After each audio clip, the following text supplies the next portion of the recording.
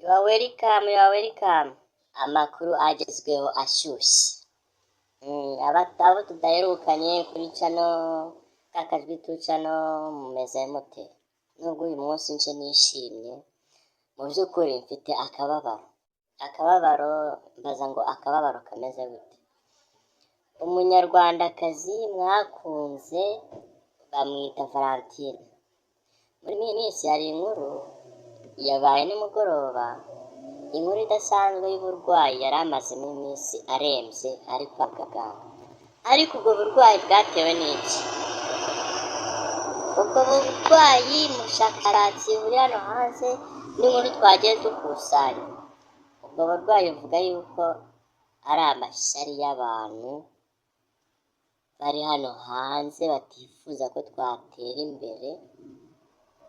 Muri make uburwayi bwe nta bundi bwaturutse ku burozi yanyweye mu cyo kunywa, bukaba bwaramuzahaje bene ako kageni.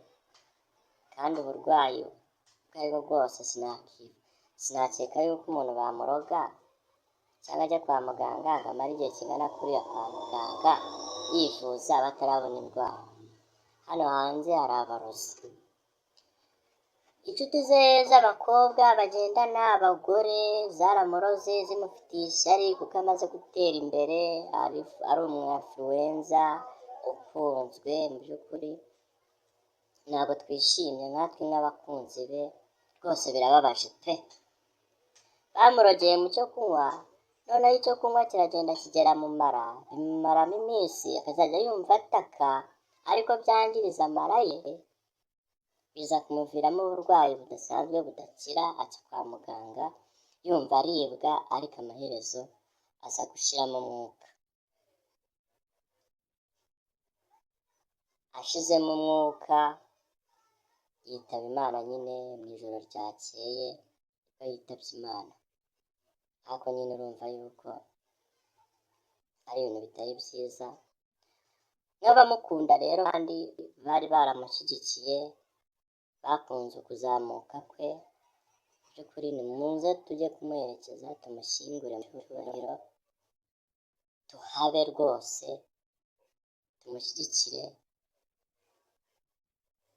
ahantu hose, mufashe umuryango we n'abataramubaye hafi, kumuba hafi nubwo nyine agiye. Mu by'ukuri nta muntu wanga umuntu wapfuye. Mbona abantu bose bakunda umuco, kandi mukomeze musharinge video, mukore na like na subscribe.